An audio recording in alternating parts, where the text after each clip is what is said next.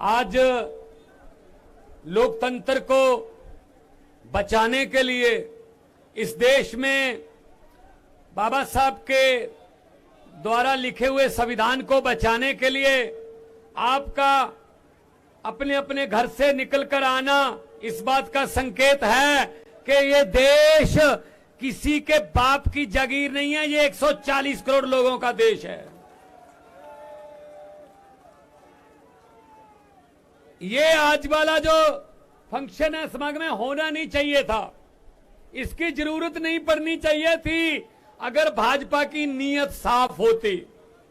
आपने देखा 30 जनवरी को 2 दिन पहले कैसे चंडीगढ़ में वीडियो के सामने एक आदमी आम आदमी की वोटों को काट रहा है और पता नहीं कौन सी वोटों को बीजेपी के बक्से में रख रहा है। पता नहीं क्या गलती होगी बीजेपी से, इनकी प्लानिंग के मुताबिक काम नहीं हुआ, वरना वीडियो बंद करवा देते ये, क्योंकि ये पहली बार नहीं हुआ, कैमरे पे पहली बार आया है। करते तो पहले से ही रहे हैं, एमसीडी में भी किया है साथ दिल्ली में। तो आज आपका इस भारी संख्या में यहां पहुंचना इस बात का संकेत है कि इतिहास में नाम लिखा जाएगा कि जब देश में भारत में लोकतंत्र खतरे में पड़ गया था, लोकतंत्र आखिरी सांस पर था, तब उसको ऑक्सीजन देने के लिए कहां इकट्ठ हुआ था? तो सही आंसर होगा आम आदमी पार्टी के दफ्तर के सामने जो लोग आए थे वो लोकतंत्र को बचाने आए। हमारे एमएलए साहबान बैठे हैं, हमारे मेयर बैठे हैं, हमारे एमपी साहब आए हैं लोकसभा के, पंजाब से मेरे साथी आए हैं। मतलब हद है हैरानी की कि इनका बस चले तो इलेक्शन ही ना होने दें, और अगर इलेक्शन हमने कोर्ट के जरिए करवा भी ली तो उसका रिजल्ट देख लो कैसे निकलता है। एक ये चलो चलो चलो चलो चलो चलो चलो।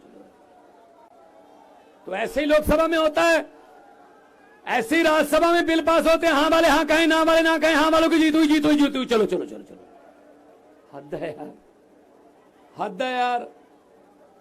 फिर भाई साहब इतना पैसा क्यों खर्चते हो? देश में इलेक्शन करवाने के लिए सीधा ही तानाशाही डिक्लेयर कर दो। एक बात मैं मीडिया खड़ा सारा, एक बात मैं आपको कहना चाहता हूं, मीडिया वालों आप भी सुन लो। देखो पीड़ित आप भी लोग बहुत होंगे। अगर 2024 में ये किसी न किसी तरीके से खुदा ना खास्ता ये आ गए तो नरेंद्र मोदी का नाम नरेंद्र मोदी नहीं रहेगा, नरेंद्र पुतिन बन जाएगा भाई साहब। बाद में इलेक्शन नहीं करवाएंगे ये, फिर इलेक्शन नहीं होगा, सीधा बस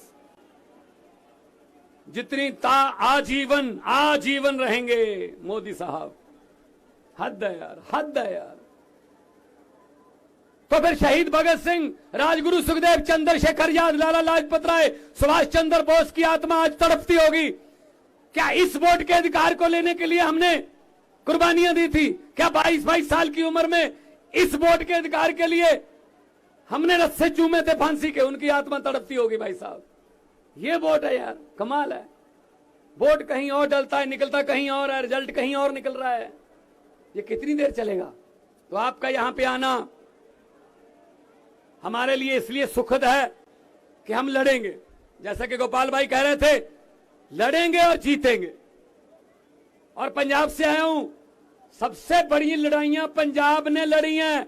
देश की आजादी की लड़ाई में 90% कुर्बानियां पंजाबियों की हैं भाई साहब। आज भी बॉर्डर पे पंजाबी खड़े हैं, कोई गोली दुश्मन देश से भारत की तरफ आती है, सबसे पहले पंजाबी सीना उसके सामने होता है, पंजाबी सीना। तो हम ऐसे कैसे लूटने दे देंगे अपने देश को? हम ऐसे कैसे किसी के हाथ में देश को दे देंगे?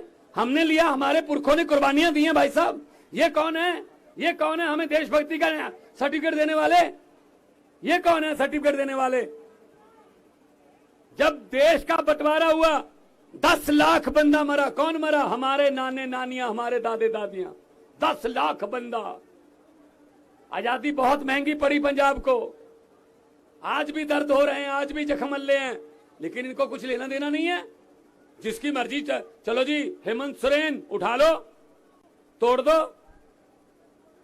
चलो जी एकनाथ शिंदे बना दो, राज्यपाल को सुबह 4 बजे जगाओ, ओथ कराओ, चलो जी मैं ओथ लेता हूं, शपथ लेता हूं, मैं किसी को नहीं बताऊंगा नहीं मैं वो, चलो जी शुक्र है।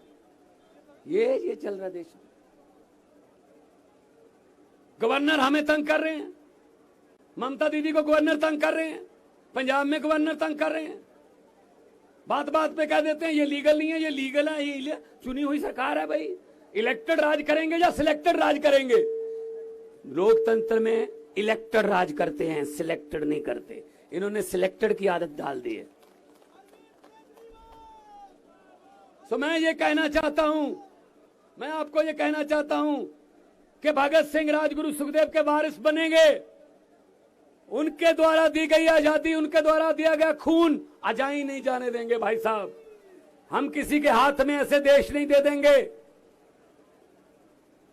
अगर किसी नदिया के किनारे ये नेता लोग बस जाते, अगर किसी नदिया के घाट पर ये नेता लोग बस जाते, तो जनता के प्यासे होंठ 2 बूंद पानी के लिए भी तरस जाते।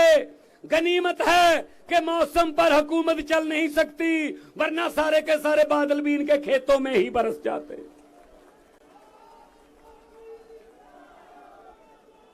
सारी वोटें इनकी होती हैं, बस जिसको मर्जी डालो वोट बीजेपी को होती है, बस हद है।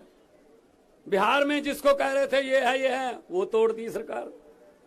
ये ऐसे कर लो जी, अब ऐसे कर लो। इन्होंने ऐसे बना रखा है देश को, जैसे शतरंज की खेल होती है। ये गोटी यहां रख दो, ये यहां रख दो, राजा यहां रख दो, प्यादा यहां रख दो, वजीर यहां रख दो, ऐसे बना रखा है। इसके लिए हमको आगे आना होगा। आपका आना सुखद है, हमारे लिए सुखद है आपका आना, क्योंकि ये लड़ाई अकेले केजरीवाल नहीं लड़ सकते। अरविंद केजरीवाल जी ने तो शुरू किया था काफिला, अब ये काफिला बहुत बड़ा बन चुका है। पूरे देश में करोड़ों केजरीवाल पैदा हो चुके हैं। एक केजरीवाल को अंदर करने की सोच रहे हो, केजरीवाल को तो अंदर कर दोगे, इसकी सोच को कहां कैद करोगे? इसकी सोच को पूरे देश में कितने करोड़ केजरीवाल पैदा हो गए। इनका एक ही तरीका है, काम करने का तरीका एक ही है। कोई आके बताता है बड़े साहब को, मोदी जी को, कि जी सतिंदर जैन ने स्कूल बनवा दिए, अस्पताल, सतिंदर जैन ने अस्पताल बना दिए। प्राइवेट हॉस्पिटल जो हमने कमीशन पे बनवाए थे वो खाली हैं। दिल्ली के लोग तो सरकारी में इलाज करवाते हैं, पूरा फ्री है। क्या करना है? मोदी जी कहते हैं किसने बनवाए? सतिंदर जैन ने, अंदर कर दो। चलो जी अंदर कर। फिर किसी ने आके कहा मनीष सिसोदिया ने स्कूल बना दिए।